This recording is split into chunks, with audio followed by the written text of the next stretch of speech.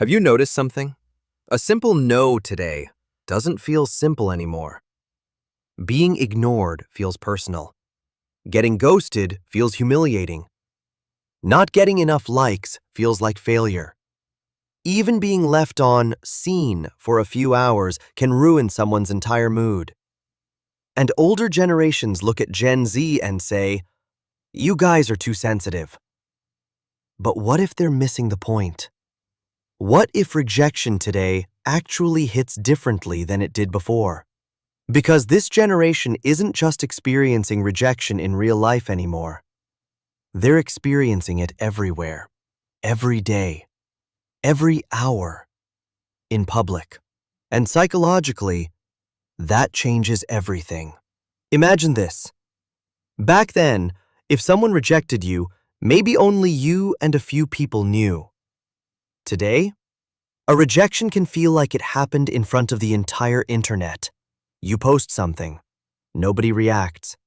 You message someone, they leave you unread. You upload a photo you felt confident about, and it underperforms. Your brain doesn't process that as low engagement.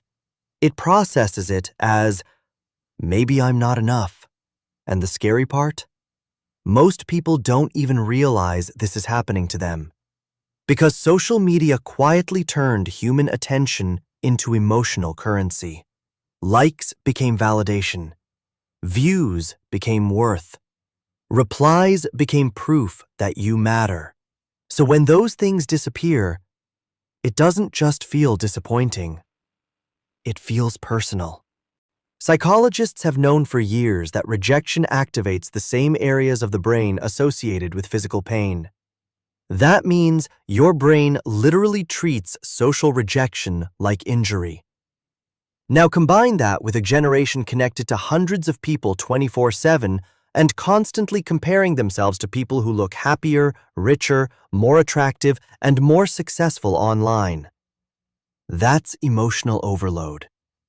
Your brain was never designed to handle thousands of silent comparisons every single day. And yet, Gen Z grew up inside that environment. Not occasionally, constantly. Think about dating today. Before, if someone liked you, they showed effort. Now, people disappear without explanation. Ghosting became normal. Replacing people became easy. Dating apps turned human beings into swipes. And over time, this creates something dangerous psychologically. People stop seeing rejection as, "we weren't compatible," and start seeing it as, "I wasn't valuable enough." That mindset slowly destroys confidence, because every rejection starts stacking emotionally. One failed talking stage, one ignored message, one awkward post, one embarrassing moment online. It builds up quietly until eventually people become terrified of judgment itself.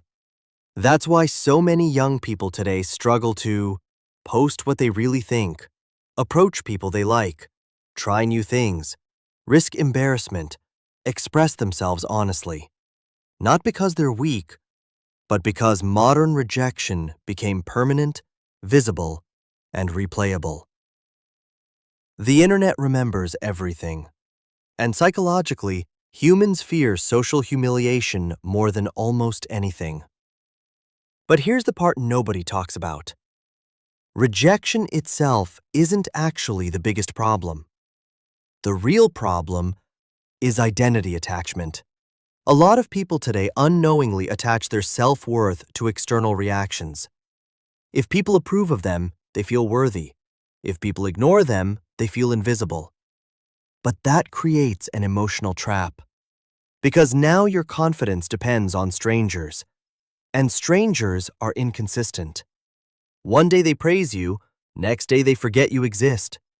That's why chasing validation online feels endless. You keep refreshing for emotional proof that you matter. And when it doesn't come, you crash emotionally. But psychologically healthy people do something differently. They separate rejection from self-worth. That changes everything. Because rejection does not automatically mean unattractive, untalented, unlovable, unimportant.